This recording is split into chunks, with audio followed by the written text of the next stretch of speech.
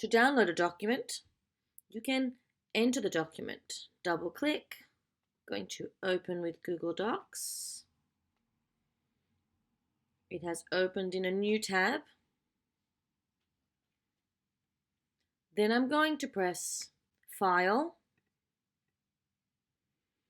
Download, and I'm going to choose the format that I like.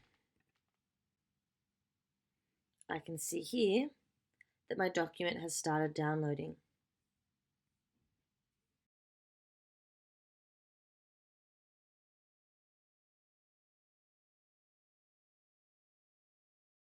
If I want to find the location of my document, I can click this upward arrow next to the document name and select Show in Finder or Show in Place.